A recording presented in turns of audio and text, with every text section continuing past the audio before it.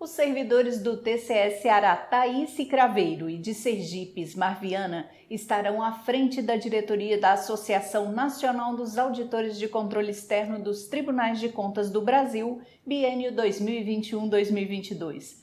A chapa única da nova gestão obteve 100% dos votos. Sobre os desafios auditores, nossos entrevistados dessa semana conversam com a repórter Carolina Madeira.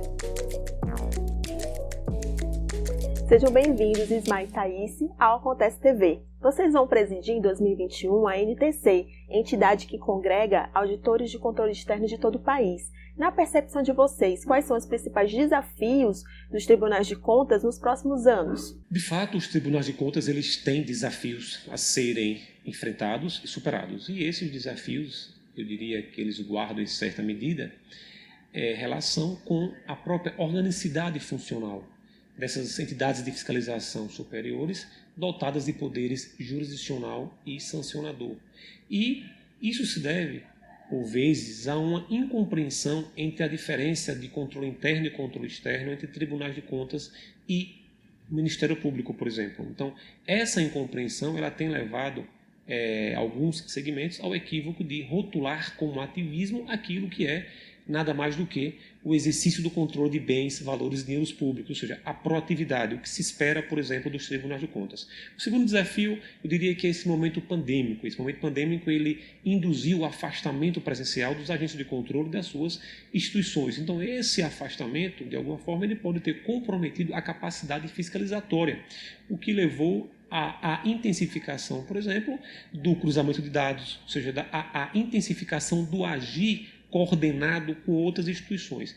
Mas é preciso que a gente também tenha em mente que a tecnologia ela precisa ser sempre usada dentro dos parâmetros ali constitucionais. Eu não posso me valer do uso tecnológico desprezando o que almejou o legislador constituinte, desprezando, por exemplo, os direitos e garantias processuais daqueles que prestam contas aos tribunais de contas. E um terceiro desafio é exatamente mostrar aos agentes controlados, ou seja, discutir, debater com a academia, que há uma complementariedade entre consensualização e responsabilização. A propósito, a responsabilização, a sanção no âmbito dos tribunais de contas, ela tem um caráter instrumental e que também tem a sua missão pedagógica. Então, essa missão pedagógica também ela não pode ser confundida como permanente orientação por parte dos órgãos de controle externo em relação às unidades jurisdicionadas. Oi, Carol, um prazer estar aqui, uma grande satisfação. Creio que nos próximos anos um dos grandes desafios a ser enfrentado é a redução do grau de assimetria existente entre os 33 tribunais de contas. Desde a fundação da NTC, a gente trabalha com a busca pela padronização, sobretudo do órgão de auditoria dos tribunais de contas, para dar concretude ao que a Constituição Federal determinou, que houvesse simetria entre eles e traçou o Tribunal de Contas da União como paradigma. Outro desafio importante a ser pontuado, inclusive também decorre em certa medida desse grau de assimetria entre os tribunais de contas, é em relação ao engajamento da carreira dos auditores de controle externo. Muito mais do que ser auditor, do que ter prestado concurso público específico de nível superior para titularizar a função de auditoria, você ser auditor de controle externo é você sentir que você é auditor de controle externo no seu trabalho, na sua rotina, se engajando com as suas atividades, com a sua entidade. Porque o que se observa é que nenhuma carreira é relevante, nenhuma carreira é forte, sem que os próprios integrantes da carreira se sintam carreira, trabalhem em prol daquelas atividades que o Estado lhes confia que sejam exercidas, e as nossas são extremamente importantes, de exercer o controle externo da administração pública, e também de fortalecer as suas entidades classistas homogêneas que os representam.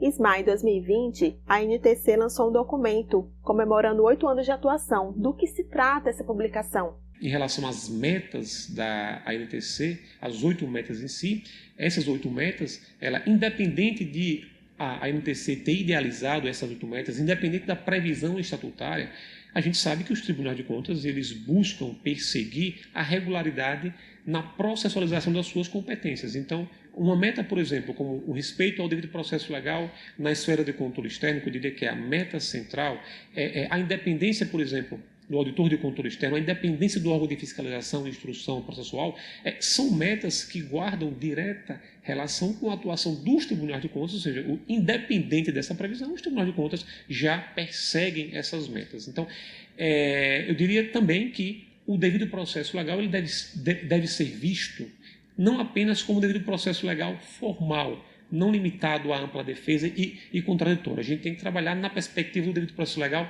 substancial, naquela ideia de interditar a arbitrariedade dos poderes públicos, independente de ser órgão controlador ou órgão controlado. Muito obrigada pela presença de vocês no Acontece TV.